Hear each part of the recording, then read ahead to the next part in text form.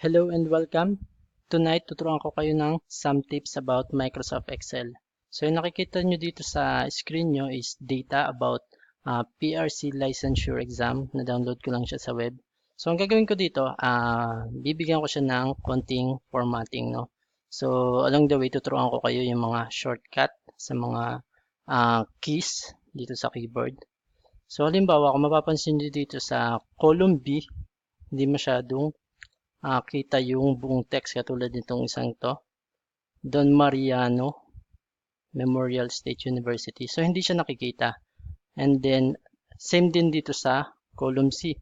Now, ang gagawin ko, kiklik ko dito sa column A, and then, habang nakaklik dyan or naka-highlight yung A na yan, dito sa keyboard, pipindutin ko yung shift or i-hold ko yung shift, and then, ikiklik ko dito sa column G para ma-highlight lahat.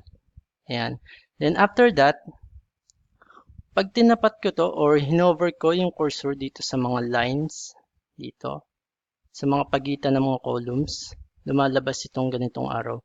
So, pwede natin gawin dyan is i-double click natin para mag-auto fit yung width ng mga columns. So, try natin. I-double click ko to. And then, ayan na siya.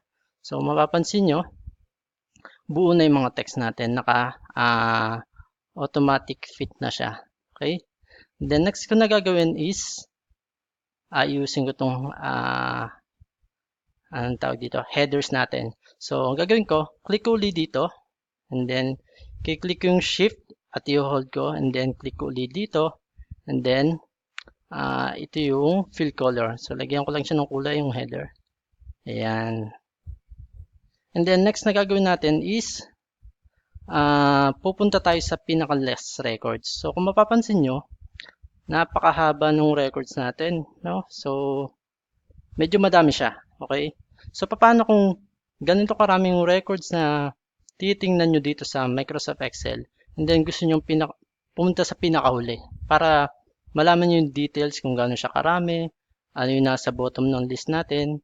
So gagawin ko, click ko dito sa pinakataas and then habang naka-highlight dyan, sa keyboard, kiklik ko yung control. Okay? Control. And then after nun, pagka-click ko ng control, kiklik ko yung down arrow. Okay? Habang naka-hold ako sa control key, pipindutin ko yung down arrow. And then, try. Okay. So ito yung last record natin dito sa Microsoft Excel. So kung mapapansin nyo, meron tayong I think 3,364 to.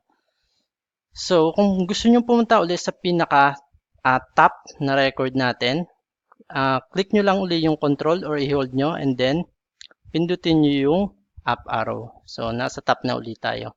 Ngayon, what if habang nag-i-scroll kayo, gusto nyo na nakikita pa rin to. Okay? Itong header natin. Para makita natin yung details kung nasa ang column tayo. So, ang gagawin ko, click ko lang dito. Okay? Click ko lang dyan. And then, punta ako sa view. And, I think sa view and then freeze panes. Okay? Click ko yan. And then, pipiliin ko ay freeze panes. Okay? So, click ko yan.